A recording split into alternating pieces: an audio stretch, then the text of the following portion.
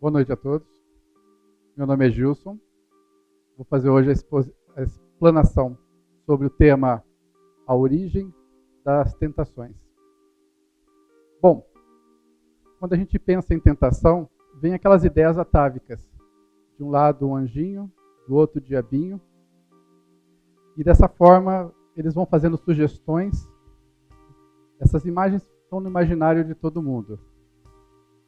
Se fosse tão simples assim, mas não é. Se resumisse tudo isso a duas personalidades que estão tentando ganhar a gente como se fosse uma campanha política, para ver quem ganha mais votos. Mas não é assim, realmente não é. Eu costumo lembrar aqui, Chico tinha um pensamento sobre isso. Ele dizia que tentação é um cachorro grande correndo atrás da gente. E a gente dá uma olhadinha para trás com uma vontade doida que ele alcance. Porque a tentação tem um componente forte de desejo. Ela é uma divisão nossa do nosso psiquismo, que deseja ardentemente repetir, viver novamente, extrair aquele prazer que já tivemos dessa experiência. O outro lado, já mais consciente nosso, ele já está mais esclarecido, mais fortalecido, sabe que é preciso avançar.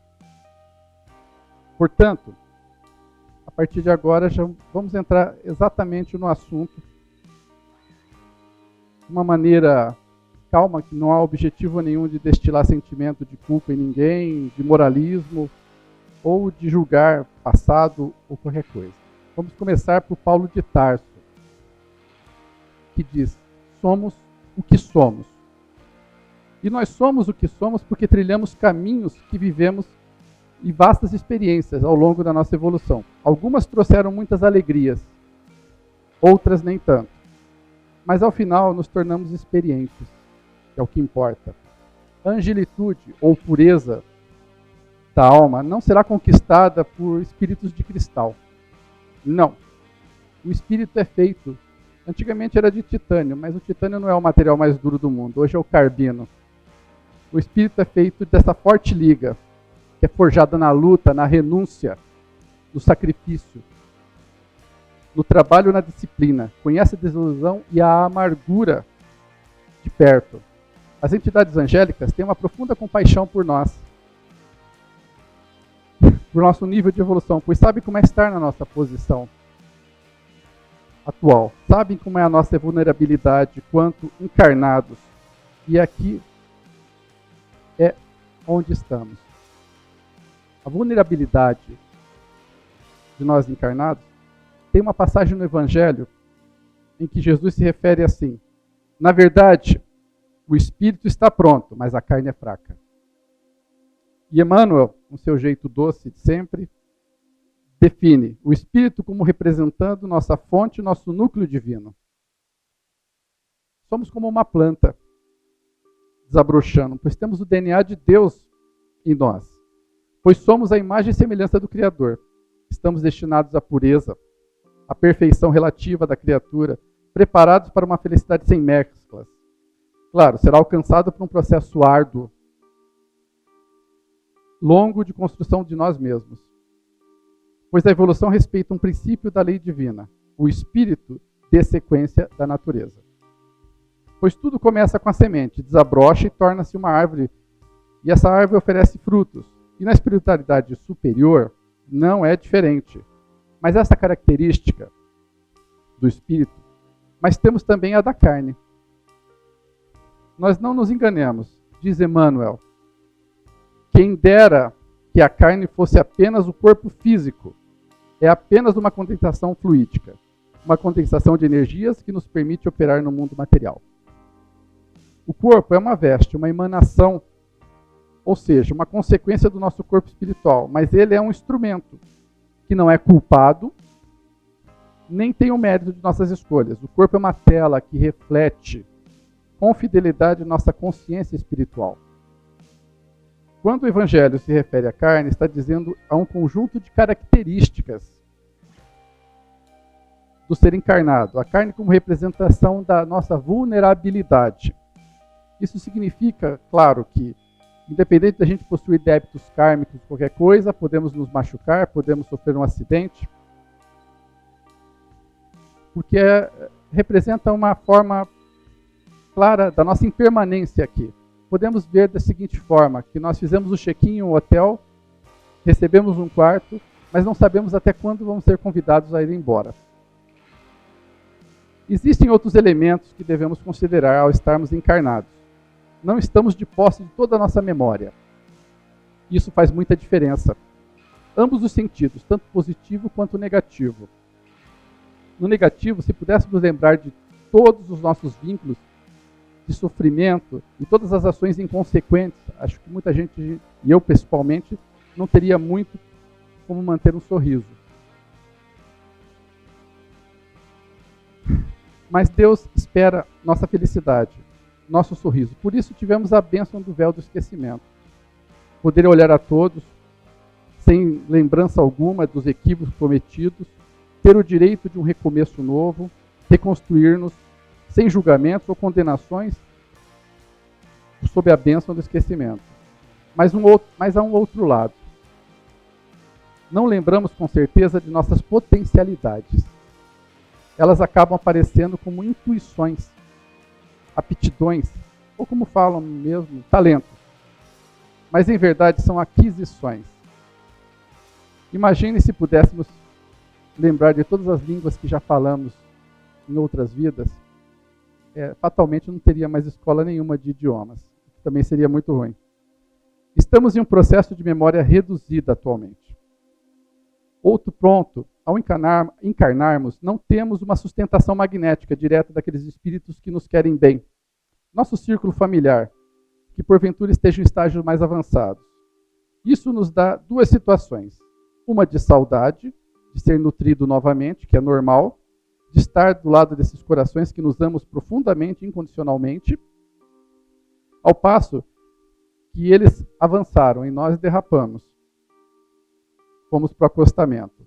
Eles nos amparam ainda assim, nos nutrem, mas a nossa capacidade atual de perceber essa nutrição magnética é bem menor. É por isso que a entidade angélica, responsável pela encarnação de Alcione, que aqui se refere no romance Renúncia, quando ela propunha encarnar para resgatar uma alma muito querida do seu círculo familiar, ele diz a ela: partes em uma missão arriscada.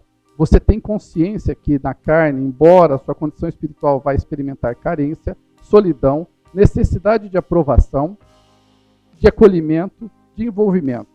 Você partilhará de todas as necessidades da condição humana. E não se engane, entre elas, ele deixa subentendido, das entrelinhas, o próprio desejo de ser mãe. Cruzará com seres com os quais possui vínculos muito fortes.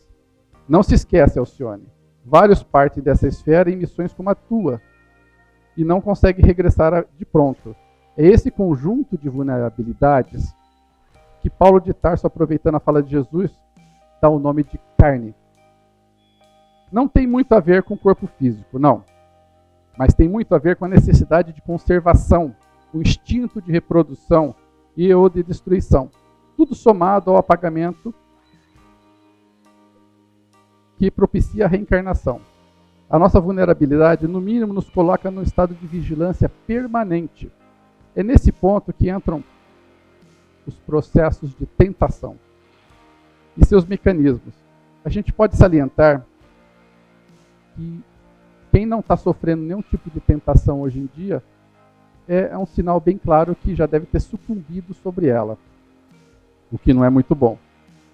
Mas viver esse processo de tentação é natural. Na evolução é lei física, porque aprendemos que nas leis físicas, a lei de Newton, ação e reação, mas é a doutrina espírita que nos ensina algo mais profundo. Lei natural é a mesma lei moral. Toda vez que eu faço um movimento, eu tenho de dar conta da inércia. Ou seja, se eu estou num carro a mais de 100 km por hora e quero parar para 20, eu vou sentir a inércia. Se for o contrário, eu estiver a 20 e quiser ir para 80, a gente sente essa inércia também. Isso significa que nós podemos sentir a lei de Deus. Então, toda vez que eu saio de um processo psíquico, que pode ter perdurado por muitas existências, e ingresso em um novo movimento psíquico, a inércia do movimento anterior, é essa inércia do movimento anterior que é vivida como processo de tentação. É uma vontade de voltar o que é natural. Queremos, às vezes, várias vezes, e até tentamos com muita força, sem muita força suficiente para um movimento novo. Então, a criatura que teve inúmeras existências, envolvidas, por exemplo, com o poder, ao voltar nessa existência e propor uma nova experiência com uma outra forma, um outro tipo de ação, ele acaba sucumbindo, às vezes, repetindo velhos padrões de conduta. Os comportamentos são inconscientes. É aí que chamamos de tentação. Essa volta a algo que já foi feito. Isso é natural. Não devemos crer que há um Criador julgando, recriminando, porque nós somos integralmente amados e respeitados por Deus. Quer você avance ou fique estacionário, o amor é inalterável, porque isso faz parte da nossa experiência pessoal, é individual, intransferível.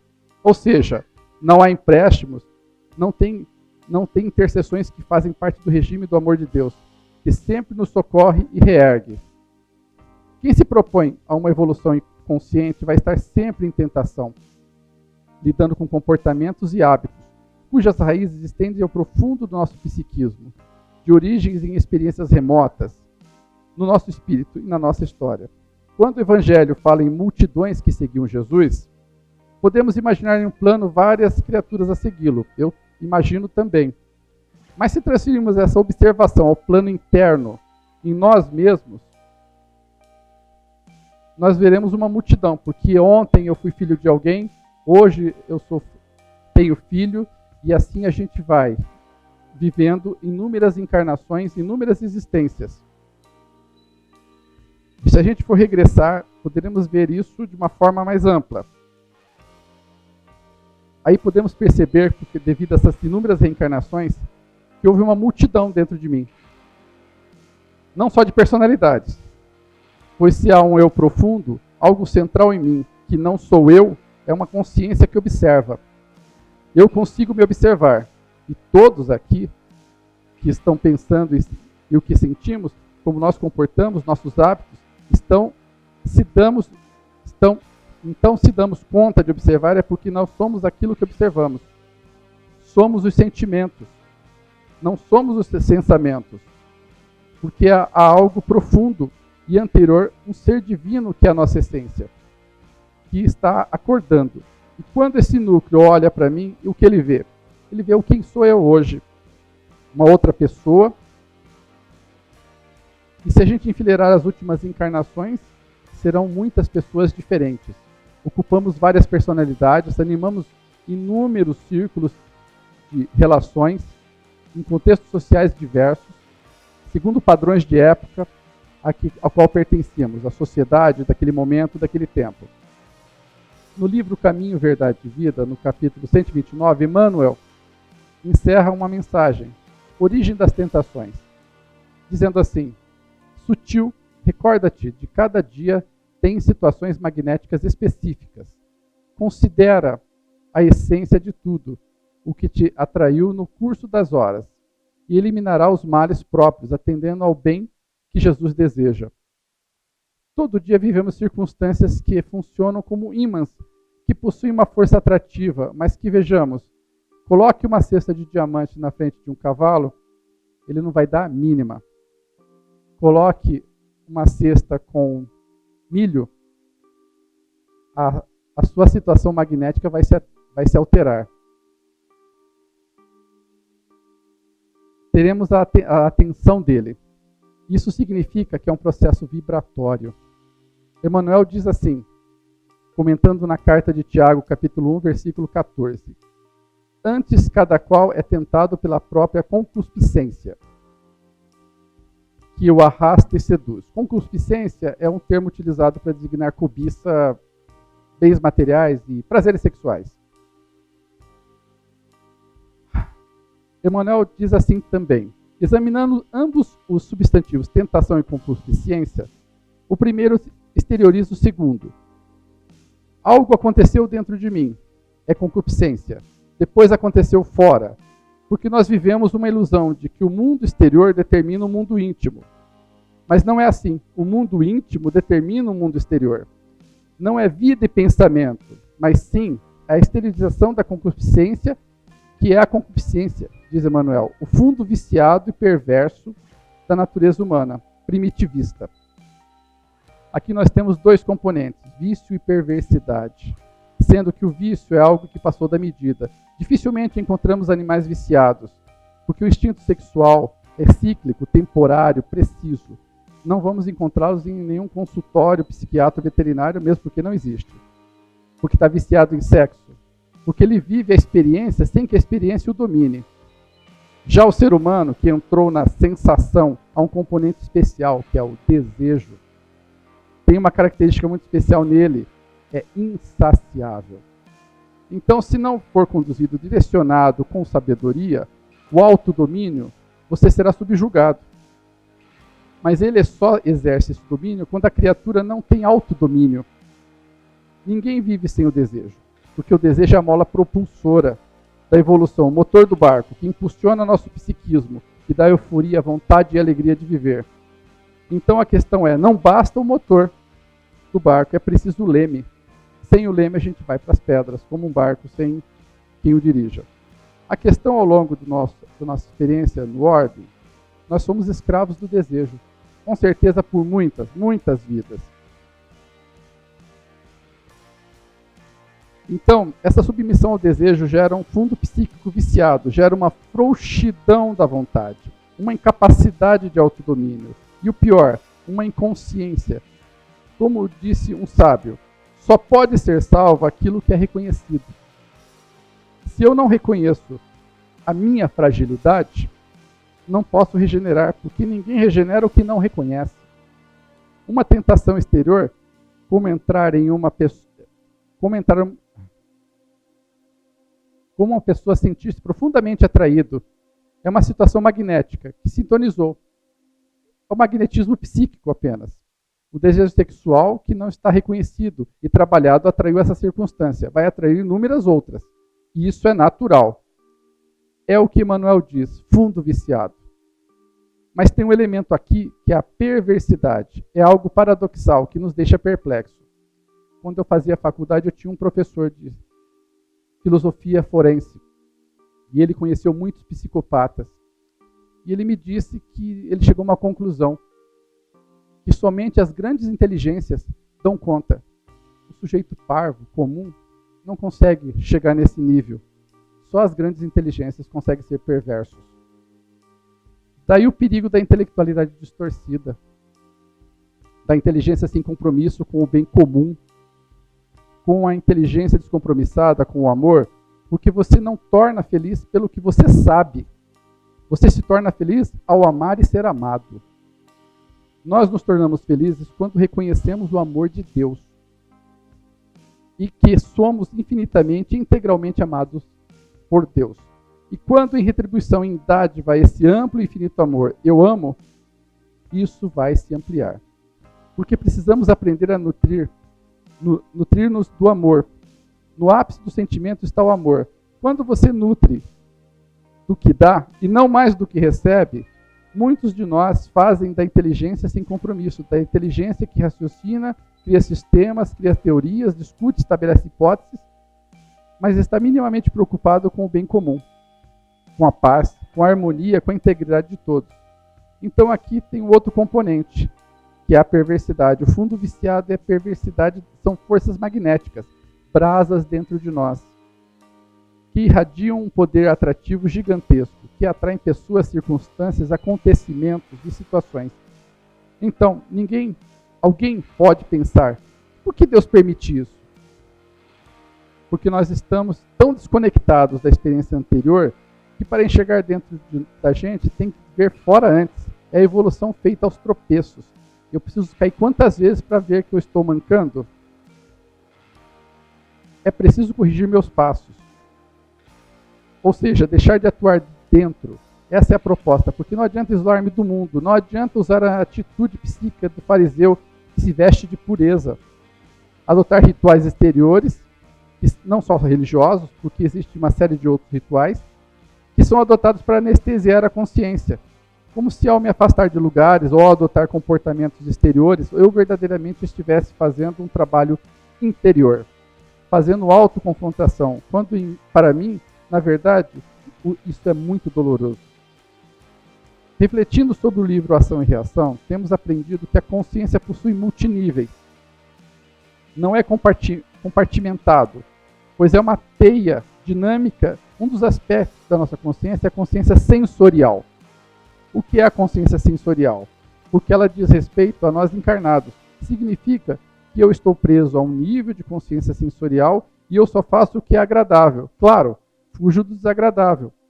Se dá prazer, eu faço. Se não dá prazer, eu puramente saio, eu não faço. A consciência é puramente apegada aos sentidos. Para se desenvolver senso moral, é preciso ter coragem de sobrepujar nossa consciência sensorial. Significa, por exemplo, que eu tenho um compromisso domingo, 6 da manhã, está frio, chovendo, eu estou lá enrolado no meu edredom, o relógio toca e ainda tenho que dirigir meia hora. A primeira coisa que eu vou pensar, vou ficar aqui, quieto, vou esquecer o despertador. A gente faz abandonar todo esse estado de agressividade sensorial. É o dever, é o senso de dever. Porque a consciência moral é orientada por outro padrão, pois o bom nem sempre é agradável. Isso é senso moral. Por isso Kardec dizia, compreende melhor no Espiritismo quem tem o senso moral desenvolvido. A consciência que está no nível sensorial tem muita dificuldade em compreender o Espiritismo e mais ainda em compreender o Evangelho. Você não adquire um título de competência sem senso moral, sem disciplina, porque é chato mesmo. É só observar um atleta. O cara tem que treinar 10 horas por dia, 7 dias por semana, 30 dias por mês, durante 4 anos para chegar numa prova, menos de 1 hora ele vai lá, ou ganha ou perde. É difícil. Isso, por toda uma carreira, isso não é agradável. Não, isso é bom. É bom, nem sempre é agradável. Então, quando temos que superar uma tentação, não é agradável. Agradável é cair na tentação, é como o Chico dizia, tem um cachorro correndo grande atrás da gente e a gente doido para que ele alcance. Isso é agradável. Deixar ela dominar. Desagradável é vencer, é superar-se. Nosso esforço de renovação íntimo é a força que nos torna capazes de superar hábitos milenares. O benfeitor Druso, no livro Ação e Reação, capítulo 2, diz o seguinte: é que o propósito da vida trabalha em nós, conosco, através de todos os meios para guiar-nos à perfeição. Cerceando-lhe os impulsos, agimos em sentido contrário à lei, criando aflição e sofrimento em nós mesmos. Então, assim como a semente que anseia ser árvore frutífera, basta colocá-la na terra, tudo que é vivo anseia demonstrar seus máximos potenciais. Então, todos nós sabemos lá no fundo que somos um ser angelical. E essa certeza, essa memória, essa lembrança gera um impulso, porque representa Deus agindo na nossa consciência. O lugar de Deus mora é dentro de nós. Ele é a nossa força, que trabalha com a gente, conosco guiando todos os meios para a perfeição. Todas as plantas crescem na floresta buscando luz. A vida é essa procura. E nós não nos sentimos plenamente felizes e realizados se não realizarmos nossos máximos potenciais. É da nossa natureza. Dentre esses potenciais divinos estão o potencial de amar, de renunciar, de aprender e o potencial de cooperar com Deus. Porque somos filhos dele e um filho anseia comungar com o Pai. Há uma fome de amor em todos nós, que é insaciável, insubstituível por qualquer criatura. Você pode encontrar na sua alma gêmea, sentir um vazio interior, porque esse vazio só pode ser preenchido por Deus. É a nossa sede de comunhão com o Pai, é o nosso propósito.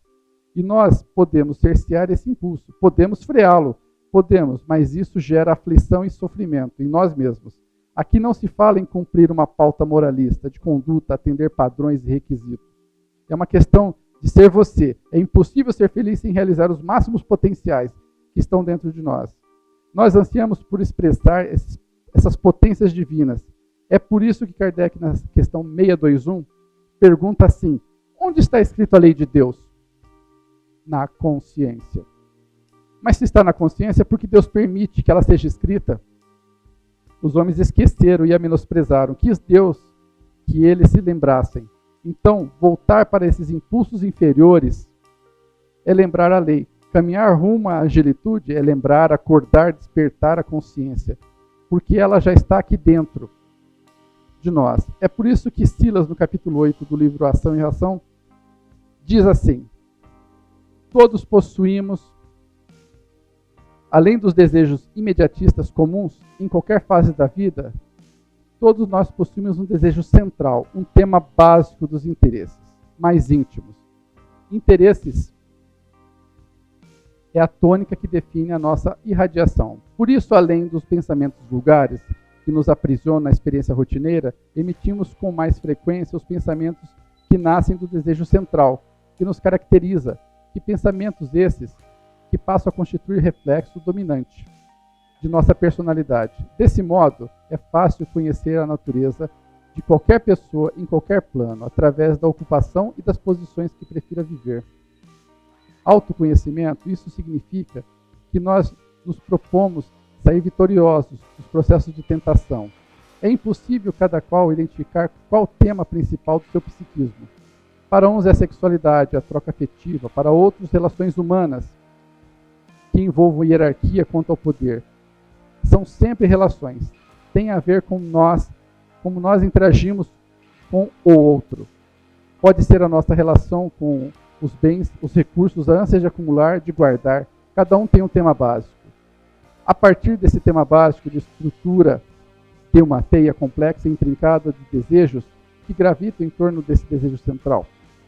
Isso tudo forma uma vibração. Isso tem cor, frequência, cheiro, halo, uma energia. Isso atrai.